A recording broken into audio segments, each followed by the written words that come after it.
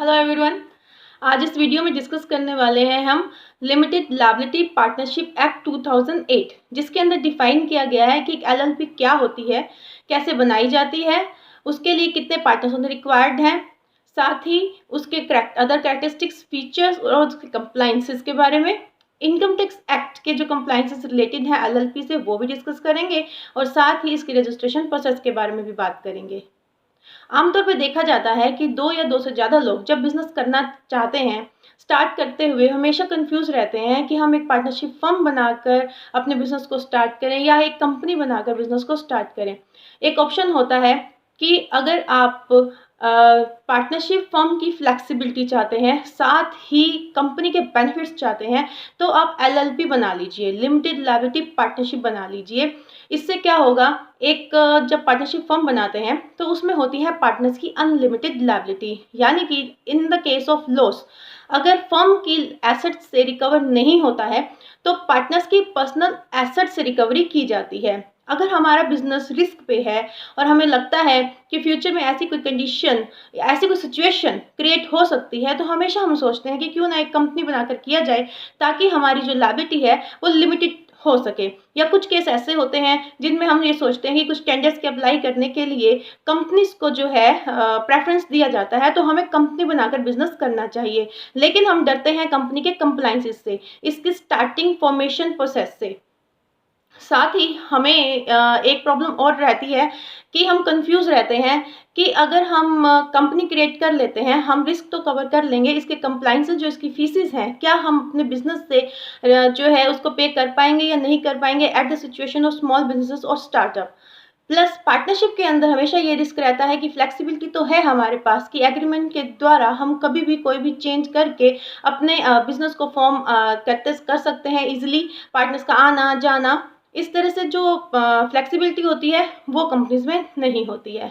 तो एलएलपी के अंदर क्या ये चीज़ है जो फैसिलिटी देती है, तो उसके बारे में हम डिस्कस करेंगे। अपने आप में एलएलपी को हम ये कह सकते हैं कि लिमिटेड लायबिलिटी पार्टनरशिप जो है वो हाइब्रिड है, यानी कि मिक्सचर है किसका, पार्टनरशिप फर्म का और एक कंपनी का। यानी कि पार्टनरशिप फर्म की फ्लेक्सिबिलिटी को ले लिया जाए और एक कंपनी के, यानी प्राइवेट कंपनी के, पब्लिक कंपनी के, अगर उनके हम बेनिफिट्स को ले लिया जाए, उनको मिक्स कर दिया जाए, तो एक एलएलपी का फॉर्म होता है।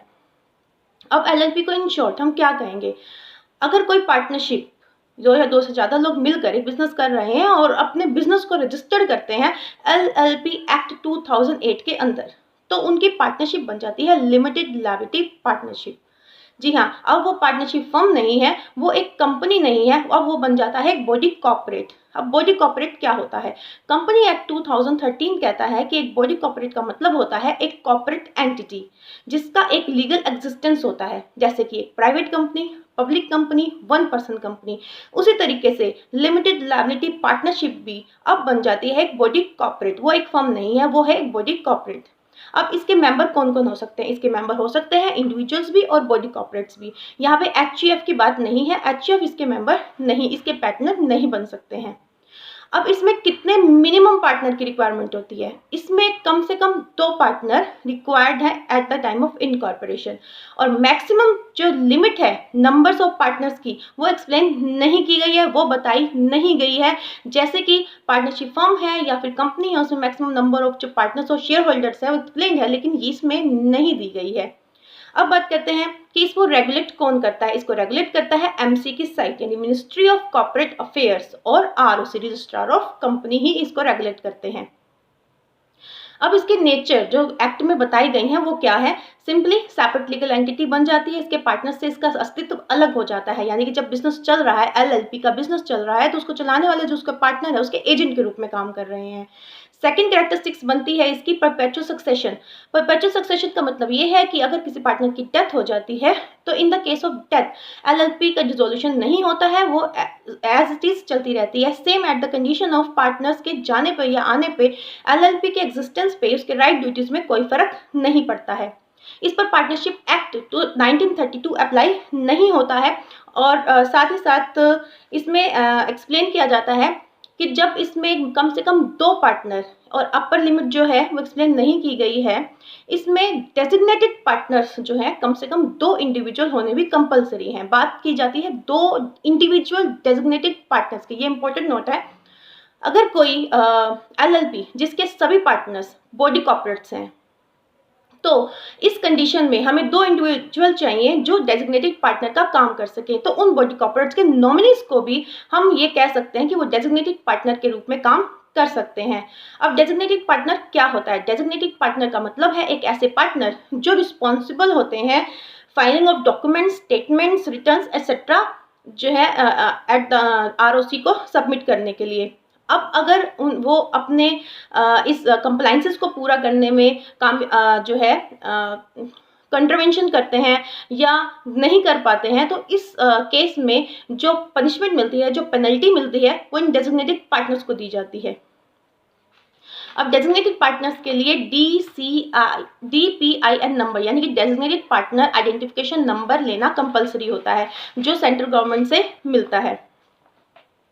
अब बात करते हैं, ये एक्ट ये कहता है कि जब एलएलपी बन जाती है तो सबसे पहले जो है नोट करने वाला पॉइंट ये है कि आपने ये पब्लिश करना है कि अब आप एक एलएलपी हैं, यानी कि अब मैं एक लिमिटेड लायबिलिटी पार्टनरशिप हूँ, उसे पब्लिश करना है।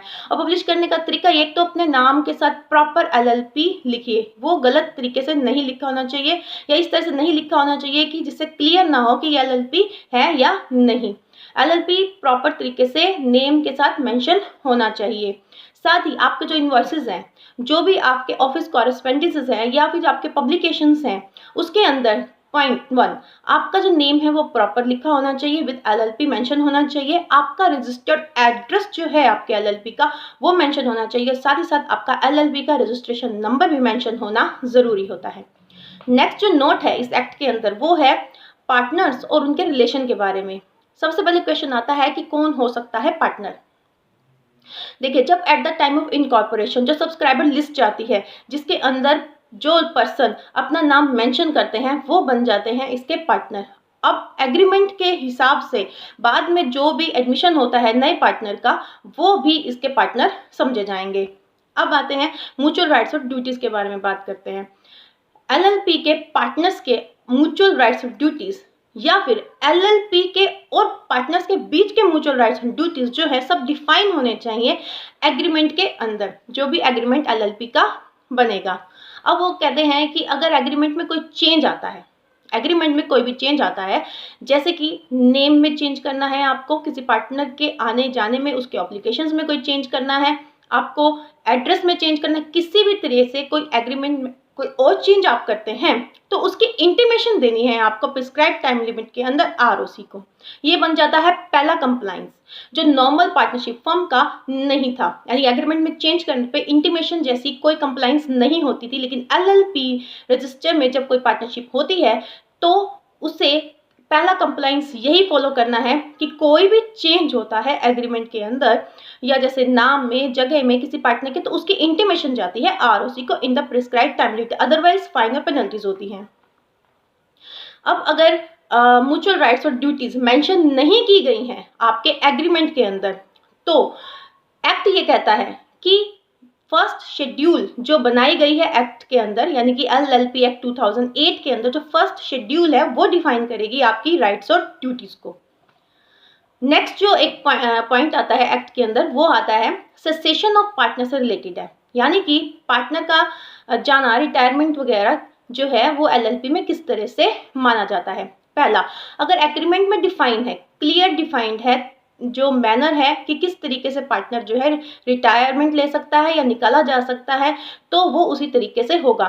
और अगर मान लीजिए कोई पार्टनर आता है विद कंडीशन, वो कंडीशंस पूरी हो जाती हैं तो उसके बाद सेसेशन माना जाता है।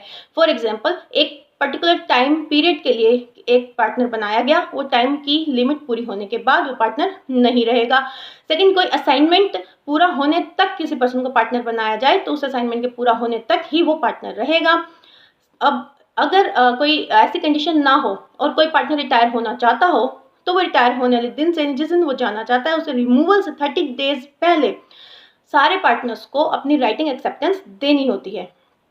In the case of death, insolvency और अनसाउंड माइंड की कंडीशन में जिस दिन से ये जो है डिक्लेयर होता है उस दिन से भी पार्टनर का सेसेशन मान लिया जाता है। ऐसे ही पार्टनरशिप फर्म के जैसे ही इसके रूल है, लेकिन बस फर्क ये है कि इसमें कंप्लाइंस से जुड़ जाता है कि आपको इंटीमेशन देनी होगी आरओसी को। अब बात कर लेते हैं कि इस एक्ट में जो एलएलपी की लिमिटेशंस हैं उसके बारे में क्या बताया गया है। पॉइंट है पहला कि हर पार्टनर को ये समझा जाएगा कि एलएलपी के बिजनेस के लिए वो एलएलपी के एजेंट के रूप में काम कर रहा है। एक पार्टनर दूसरे पार्टनर का एजेंट नहीं माना जाएगा। सेकंड नोट करने वाला पॉइंट ये है कि एलएलपी कब कब रिस्पॉन्सिबल नहीं होती है। जो पार्टनर है, मान लीजिए उसको ऑथराइज नहीं किया गया है किसी काम के लिए, अपने ऑथराइज एरिया से बाहर आकर अगर वो कोई ऐसा काम करता है जिसकी वजह से एलएलपी को नुकसान होता है, लॉस होता है, तो उसकी रिकवरी उस पार्टनर की एसेट्स में से की जाएंगी। एलएलपी जो है उसके लिए लायबल नहीं मानी जाती है।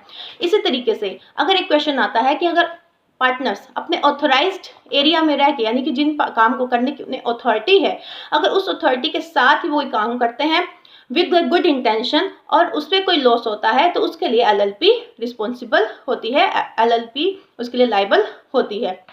अब एक और नोट इसमें डाला गया कि अगर एलएलपी बनाने के बाद पार्टनर्स इंटेंशनली जानबूझकर कोई फ्रॉड करते हैं और जिससे उन्हें ये लगता है कि मे बी और मे बी नॉट लॉस हो सकता है, अगर लॉस होता है इन दैट कंडीशन सिर्फ एलएलपी के एसेट्स ही उसके लिए लायबल होंगी, तो ये एक गलतफहमी दूर कर दी गई। इसमें एक नोट डाला गया कि अगर पार्टनर्स जानबूझकर ये साबित हो जाता है, प्रूव हो जाता है कि उन्होंने जो काम किया वो फ्रॉड वाला काम जानबूझ के इंटेंशनली किया गया और उससे जो लॉस हुआ उससे उनकी पर्सनल एसेट्स को भी रिकवरी के लिए लायबल माना जाएगा। अब बात करते हैं कंट्रीब्यूशन की। ये एक्ट कंट्रीब्यूशन के बारे में पार्टनर्स के क्या नोट देता है। एक्ट कहता है कि पार्टनर किसी भी फॉर्म में एलएलपी में इन्वेस्ट कर सकता है, कंट्रीब्यूट कर सकता है, चाहे वो टेंजिबल हो, इंटेंजिबल हो, मूवेबल, इमूवेबल हो, कैश हो या कोई भी जैसे प्रॉमिसरी नोट्स वगैरह, तो इस किसी भी फॉर्म में इन्वेस्ट कर सकता है, कंट्रीब्यूट कर सकता है। लेकिन कंडीशन ये है कि पार्टनर द्वारा दिए गए इन सब की जो है मॉनेटरी वैल्यू निकाल के बुक्स ऑफ अकाउंट्स में मेंशन की जाएगी। अब पार्टनर्स के जो ऑब्लिगेशंस होते हैं उनको एग्रीमेंट में डिफाइन करना क्लियरली जरूरी होता है। ऑब्लिगेशन टुवर्ड्स कंट्रीब्यूशन, जैसे कि कोई पार्टनर ये कहता है कि मैं ऐसी किसी कंडीशन में या किसी ऐसी कंडीशन में जो डिफाइन की गई है मैं अपना जो है एक्स्ट्रा कंट्रीब्यूशन दूंगा, या फिर जो है इस तरह का कोई प्रॉमिस किया जाता है, तो वो इस तरह के ऑब्लिगेशंस टुवर्ड्स कंट्रीब्यूशन भी जो है एग्रीमेंट में अच्छे से डिफाइन किए जाने चाहिए। अब इसमें एक पॉइंट ये निकल के आता है कि मान लीजिए कोई पर्सन एलएलपी को बेनिफिट देता है किसी पार्टनर के इस तरह के ऑब्लिगेशन को जानकर कि एग्रीमेंट में इस तरह का ऑब्लिगेशन है और वो सेफ है और वो का जो है इस बेस पे एलएलपी को कोई बेनिफिट देता है, तो उस क्रेडिटर को अगर बताए बगैर, नोटिस दिए बगैर पार्टनर्स आपस में म्यूचुअल एक्सेप्टेंस से कोई चेंज कर लेते हैं और उस ऑब्लिगेशन को हटा देते हैं, तो वो जो पर्सन है, अदर पर्सन जो उसने ये बेनिफिट दिया है, वो इसको मान्य नहीं करेगा। उसके लिए ये बेनिफिट है कि वो पुराने एग्रीमेंट के बेस पर ही क्लेम कर सकता है। अब बात करते हैं कि एक्ट फाइनेंशियल डिस्क्लोजर के बारे में क्या कहता है। सबसे अच्छी बात यह है कि कैश बेसिस, अक्रूल बेसिस दोनों को अलाउड किया गया है एलएलपी के अंदर। कंपनीज में ये कहा गया कि अक्रूल बेस ही यूज किया जाएगा अपने बुक्स ऑफ अकाउंट्स को बनाने के लिए, लेकिन एलएलपी में कैश या अक्रूल दोनों आपके लिए ऑप्शन खुले हैं। अब आपको वो रखनी पड़ेंगी बुक्स ऑफ अकाउंट्स अपने रजिस्टर्ड ऑफिस पे और प्रिस्क्राइब टाइम लिमिट के लिए। अब बात करते हैं कि जो कंप्लाइंसेस एलएलपी पे आते हैं, जैसे मान लीजिए कि एक कंप्लाइंसेस तो मैंने पहले आपको एक्सप्लेन किया कि जब भी हम कोई चेंज करते हैं, नाम में चेंज करते हैं, जगह में चेंज करते हैं या एग्रीमेंट में कोई चेंज करते हैं, किसी तरह का पार्टनर से रिलेटेड कोई चेंज आता है, तो हमारे ऊपर एक कंप्लाइंस ये बन जाता है कि हमें इंटीमेट करना होता है प्रिस्क्राइब टाइम लिमिट के अंदर आरओसी में, अदरवाइज हमें फाइनल पेनल्टीज पे करनी पड़ती है। अब बात करते हैं कि एनुअली जो कंप्लाइंसेस हैं जो हमारे ऊपर लागू होने ही होने हैं, वो कौन कौन से हैं जो हमें एलएलपी एक्ट 2008 में एज ए एलएलपी जो है फॉलो करने पड़ते हैं। पहला कंप्लाइंस हमारा बनता है statement of accounts and solvency at the end of financial year. हमें ये प्रिपेयर करना होता है।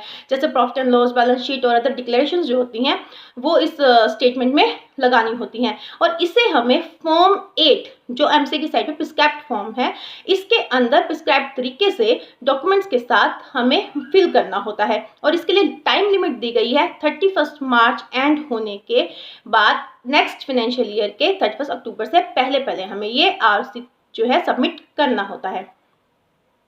अब बात करते हैं नेक्स्ट कंप्लायंस के बारे में, वो है एनुअल रिटर्न। जैसे स्टेटमेंट ऑफ अकाउंट्स और सॉल्वेंसी हमने तैयार की, ऐसे ही हमें एनुअल रिटर्न तैयार करना पड़ता है एलएलपी को। फाइनेंशियल ईयर खत्म होने के बाद हमें जो एनुअल रिटर्न है वो सबमिट करना है 31 मई से पहले पहले फॉर्म 11 के अंदर। जो कि फॉर्म है इसके अंदर डिक्लेरेशन जो है जाती है, जो जितने भी मैनेजमेंट में चेंजेस होते हैं वो सारी इंफॉर्मेशन प्रिस्क्राइब तरीके से इसके अंदर फिल की जाती है। यानी कि एलएलपी में रजिस्टर जो होने के बाद हमारे ऊपर 2 कंप्लायंसेस आ जाते हैं जो हमें सबमिट करने हैं, statement of accounts of solvency plus annual return form 8 और फॉर्म 11 में, जो कि प्रिस्क्राइब टाइम लिमिट के अंदर हमें जमा कराना पड़ता है। अब स्टेटमेंट ऑफ अकाउंट्स इन्वेंट्री जो है इसके अंदर 2 चीजें मेन है। पहला, ये साइन की जाएगी बाय डेजिग्नेटेड पार्टनर्स। मैंने एक्सप्लेन कर दिया है कि डेजिग्नेटेड पार्टनर्स क्या होते हैं। प्लस ये साइन की जाएगी आपके अपॉइंटेड चार्टेड अकाउंटेंट के द्वारा। अब अपॉइंटेड चार्टेड अकाउंटेंट की जो यहाँ पर कंप्लायंस है उसके बारे में जान लेते हैं। एलएलपी के अंदर एक लिमिट दी गई है, उसमें कहा गया है कि अगर आपके पार्टनर सब पार्टनर्स का जो कंट्रीब्यूशन है टोटल 25 लाख से ज़्यादा का है या आपका टर्नओवर 40 लाख से ज़्यादा का है साल का, तो आपको चार्टेड अकाउंटेंट अपॉइंट करना है। ऑडिटर के नाम दिया जाएगा कि आपको अपनी एलएलपी के लिए ऑडिटर अपॉइंट करना, जो प्रैक्टिसिंग चार्टेड अकाउंटेंट ही हो सकता है। अब जब ये हम अपॉइंट करते हैं तो क्या यहाँ पर हमें फिर से ऑडिटर अपॉइंटमेंट के लिए आरएसओ को इंटीमेशन देना है या उसके लिए कौन सा प्रिस्क्राइब्ड फॉर्म है, उसके बारे में बात करते हैं। कंपनी की तरह यहाँ पर कोई भी प्रिस्क्राइब्ड फॉर्म नहीं है, यानी कि एलएलपी में ऑडिटर अपॉइंट करते हुए हमें सिर्फ एक सभी पार्टनर्स द्वारा एक रिजोल्यूशन पास करना है म्यूचुअल एक्सेप्टेंस से ऑडिटर की अपॉइंटमेंट के लिए। अब जब हमारा कंट्रीब्यूशन हमें लगता है कि 25 लाख से ज़्यादा का है तो हम स्टार्टिंग में ही ऑडिटर अपॉइंट करके चलेंगे। अगर हमारा कंट्रीब्यूशन कम है और हमारा टर्नओवर भी अभी हमें एस्टिमेटेड नहीं है, तो टर्नओवर साल में 40 लाख से क्रॉस होते ही हमें फाइनेंशियल ईयर खत्म होने से 30 दिन पहले ऑडिटर की अपॉइंटमेंट कर लेनी चाहिए, करनी पड़ेगी, क्योंकि अदरवाइज यहाँ पर फिर फाइन है जो कि ऑडिटर के पॉइंट से रिलेटेड है। कोई भी मिसकंडक्ट होने पर या कोई भी जो है कंट्रीब्यूशन होने पर 25,000 से लेके 5 लाख रुपए तक का फाइन लग जाता है। अब बात करते हैं कि अकाउंट्स जो ऑडिट करता है, जो हमारे स्टेटमेंट्स ऑफ अकाउंट्स और सॉल्वेंसी है उस पर जो साइन होंगे बाय ऑडिटर, वो प्लस जो डेजिग्नेटेड पार्टनर्स हैं उनके जो साइन होंगे, वो हमें ध्यान रखना होगा कि अगर डेजिग्नेटेड पार्टनर्स वो अपनी रिस्पॉन्सिबिलिटी पूरी करने में सक्सेस नहीं होते हैं तो अदर पार्टनर्स उसके लिए रिस्पॉन्सिबल माने जाते हैं। और जो एनुअल रिटर्न है और स्टेटमेंट है, अगर इसे टाइम पर हम सबमिट नहीं करते हैं तो 100 रुपीज़ पर डे की पेनल्टी भी हमें पे करनी पड़ेगी। नेक्स्ट जो पॉइंट आता है हमारे एक्ट का, वो आता है कि जो पार्टनर्स के राइट्स हैं क्या उन्हें ट्रांसफ़र किया जा सकता है। तो एक्ट कहता है कि जो राइट्स हैं एक पार्टनर अपने ट्रांसफ़र कर सकता है जैसे ही एग्रीमेंट में एक्सप्लेन किया गया हो उस तरीके से। वो होली भी हो सकता है और पार्टली भी हो सकता है। कुछ मिसलेनियस पॉइंट हैं, जैसे कि एक पार्टनर क्या एलएलपी को लोन दे सकता है या कोई बिजनेस ट्रांजैक्शन एलएलपी के साथ कर सकता है। आंसर है हाँ, वो कर सकता है। लोन देके वो इंटरेस्ट भी ले सकता है और अदर पार्टी की तरह बिजनेस ट्रांजैक्शन भी कर सकता है और उसके वही राइट्स होंगे जो एक अदर पार्टी के होते हैं। अब एलएलपी के वाउंड अप के बारे में बात करते हैं, यानी एलएलपी के डिसोल्यूशन के बारे में, एलएलपी के बंद होने के बारे में। देखिए, ये बंद करना हो तो वॉलंटरी भी होता है और इसके लिए अदर ऑप्शन खुला है ट्रिब्यूनल का। ट्रिब्यूनल में अगर बाय ट्रिब्यूनल डिसोल्यूशन होता है तो उसके लिए जो कंडीशंस हैं वो एक ये कि वॉलंटरी जो है ये तरीका है कि पार्टनर्स अगर खुद चाहते हैं कि हम खुद ना करके ट्रिब्यूनल इससे जो है वाउंड अप करें, तो ये तरीका भी है, अपील कीजिए और एलएलपी को बंद करा लीजिए। इसके अलावा और कंडीशंस हैं, मान लीजिए कि एलएलपी में कम से कम 2 पार्टनर होने कंपलसरी हैं, लेकिन 6 महीने से ज़्यादा टाइम होने के बाद भी अगर पता चलता है कि एक ही पार्टनर इसको रन कर रहा है, तो ट्रिब्यूनल इसे डिसॉल्व कर सकता है। अगर उसे लगता है कि एलएलपी अपने डेब्ट्स पे करने के लिए अब जो है एबल नहीं है, तो डिसॉल्व किया जा सकता है। जो स्टेटमेंट्स फाइल की जा रही हैं हर साल, मतलब लगातार 5 साल से गलत फाइल हो रही हैं, तो भी डिसॉल्व किया जा सकता है। साथ ही लगे कि एलएलपी ने कोई एक्ट ऐसा किया है जो अगेंस्ट है security of state and public order के, तो भी उसे डिसॉल्व किया जा सकता है। एक बात और इम्पॉर्टेंट है, वो ये है कि एक प्राइवेट कंपनी या एक पार्टनरशिप फर्म जो ऑलरेडी एग्जिस्ट हैं, काम कर रहे हैं, क्या वो एलएलपी में कन्वर्ट हो सकते हैं? जी हाँ, वो एलएलपी में कन्वर्ट हो सकते हैं। इवन एक पब्लिक कंपनी भी हो सकती है, लेकिन कंडीशन ये है कि पब्लिक कंपनी लिस्टेड नहीं होनी चाहिए। अनलिस्टेड पब्लिक कंपनी ही एलएलपी में फॉर्म हो सकती है। जो कॉमन प्रोसेस है इसको फॉर्म करने का, वो ये है कि फर्म कंपनी एक स्टेटमेंट फिल करेंगे जो प्रिस्क्राइब्ड फॉर्मेट में है, प्रिस्क्राइब्ड तरीके से होगी, प्रिस्क्राइब्ड फीस के साथ सभी डॉक्यूमेंट्स अटैच करके रजिस्ट्रार के पास सबमिट होगी। अगर रजिस्ट्रार इसे वेरीफाई करता है, कोई भी जो नेसेसरी डॉक्यूमेंट है उसकी डिमांड कर सकता है, उसे ठीक लगता है तो वो सर्टिफिकेट देगा, अदरवाइज वो कैंसिल भी कर सकता है, जिसके अगेंस्ट हम अपील कर सकते हैं ट्रिब्यूनल में। जब हमें सर्टिफिकेट रिसीव हो जाता है तो उसके 15 डेज के अंदर हमें रिलेटेड रजिस्ट्रार को ये इन्फॉर्म करना है कि अब हम एक एलएलपी बन चुके हैं, अब हम एक फर्म या फिर कंपनी नहीं है। अब कंपनी के केस में इंपॉर्टेंट नोट ये आता है कि सिर्फ शेयर होल्डर्स ही एलएलपी के पार्टनर्स बन सकते हैं। अब इनकम टैक्स कंप्लायंसेस की जो है रिलेटेड वो भी बात कर लेते हैं। एक एलएलपी और एक पार्टनरशिप फर्म के ऊपर जो इनकम टैक्स कंप्लायंसेस अप्लाई होते हैं लगभग वो सेम ही रखे गए हैं। जैसे एलएलपी के ऊपर इनकम टैक्स की रेट है 30% प्लस जो आपका सेस है, प्लस अगर 1 करोड़ से ऊपर की आपकी टैक्सेबल इनकम हो जाती है तो 12% का सरचार्ज भी है। जो पार्टनर्स की रेम्यूनरेशन से रिलेटेड जो लिमिट रखी गई है पार्टनरशिप में, प्लस जो इंटरेस्ट से रिलेटेड लिमिट रखी गई है, वो सेम अप्लाई होती है एलएलपी पे। अगर एलएलपी पे एएमटी यानी कि अल्टरनेटिव मिनिमम टैक्स भी अप्लाई हो रहा है तो एक कंप्लायंस और बढ़ता है, वो ये है कि फॉर्म 29C में रिपोर्ट जाएगी बाय चार्टर्ड अकाउंटेंट। अब जो अगला नोट है वो हमारा है कि टैक्स ऑडिट का। अब बात करते हैं टैक्स ऑडिट की। टैक्स ऑडिट की लिमिट वही 1 करोड़ पे है, जो कि अगर क्रॉस होते ही एलएलपी को टैक्स ऑडिट भी करवाना पड़ेगा।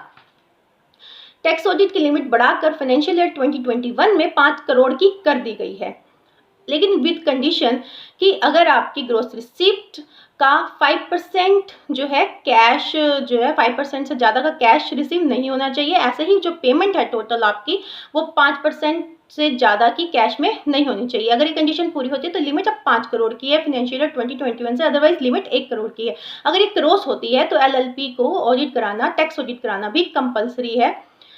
प्लस प्रिजम्पटिव जो बेस टैक्स होता था वो एलएलपी के लिए बेनिफिट नहीं दिया गया है। जो इनकम टैक्स रिटर्न जाएगा एलएलपी का, वो आईटीआर 5 जो है इनकम टैक्स रिटर्न बनाया गया है। अब बात करते हैं कि इसमें रजिस्ट्रेशन प्रोसेस के बारे में। जो एलएलपी की रजिस्ट्रेशन प्रोसेस है उसमें जो स्टेप है, सबसे पहले आएगा आपका नेम अप्रूवल। एलएलपी का जो पहले नेम अप्रूव के लिए फॉर्म जाएगा, मैक्सिमम 2 जो नेम है उसमें जाते हैं। नेम अप्रूव होने के बाद जाएगा इनकॉर्पोरेशन के लिए एप्लीकेशन फॉर्म जो फॉर्म जाएगा इसका, और इसके साथ जो अटैचमेंट्स जाएंगी उसमें आएंगे आपके पैन, आधार नंबर्स, आपके सभी पार्टनर्स के, कंसेंट जाएगी डेजिग्नेटेड पार्टनर्स की, सब्सक्राइबर शीट जाएगी, एड्रेस प्रूफ जाएगा एलएलपी का in the case of rent agreement, और एनओसी जाएगी। साथ ही साथ डेजिग्नेटेड पार्टनर्स का DPIN यानी कि designated partner identification number incorporation के टाइम पे ज़रूरी होता है, प्लस DSC सभी पार्टनर्स की चाहिए। इन सभी डॉक्यूमेंट्स के होने के बाद इनकॉर्पोरेशन जो है उसके लिए एप्लीकेशन जाएगा, और इनकॉर्पोरेशन होने के 30 डेज के अंदर यानी कि 30 दिन के अंदर हमें LLP का एग्रीमेंट बनवाना है। एग्रीमेंट ड्राफ्ट करा के उसे नोटराइज करा के उसे भी हमें साइट पर अपलोड करना होगा। उसके बाद हम एक LLP बन जाते हैं प्रॉपर तरीके से। इसके बाद हमारे पास जो LLP की समरी है वो इन शॉर्ट ये है कि अगर हम पार्टनरशिप फर्म और कंपनी दोनों के बेनिफिट्स लेना चाहते हैं तो हम LLP में अपने बिजनेस को फॉर्म कर सकते हैं। डिपेंड करता है कि हमारा बिजनेस क्या डिमांड कर रहा है। अगर हम जो है 2 या 2 से ज़्यादा लोग हैं, हमारे लिए 3 ऑप्शन बन जाते हैं, या हम पार्टनरशिप फर्म में काम करना चाहते हैं या फिर एक LLP बनाकर करना चाहते हैं या कंपनी। पहले इनका कंपैरिजन कीजिए कि आप कितने कंप्लाइंस उठा सकते हैं या आपके बिजनेस को कितनी रिक्वायर्ड है कि आप एक कंपनी ही रजिस्टर कराएं, या फिर अगर आपके लिए कंप्लाइंसेस हैवी हैं तो आप पार्टनरशिप फर्म बना सकते हैं। अगर आप कुछ मीडियम साइज कंप्लाइंसेस यानी कि कंपनी से कम कंप्लाइंसेस जो है फॉलो करने के लिए रेडी हैं और साथ के साथ आपका बिजनेस रिस्क जो है उसमें हो सकता है और आप फ्लेक्सिबिलिटी भी चाहते हैं कि एग्रीमेंट्स में चेंज करके आप अपने बिजनेस को रन कर सकें, तो इस तरह की सारी फैसिलिटीज दी गई हैं LLP में। LLP इस टाइम पे सबसे ज़्यादा फॉलो किया जा रहा है बिजनेस ऑर्गेनाइजेशंस के द्वारा, पर्सन्स द्वारा काफ़ी पसंद किया जा रहा है। आई होप LLP से रिलेटेड ये इंपॉर्टेंट कुछ नोट्स थे जो आपके लिए यूजफुल रहे होंगे। Thank you very much.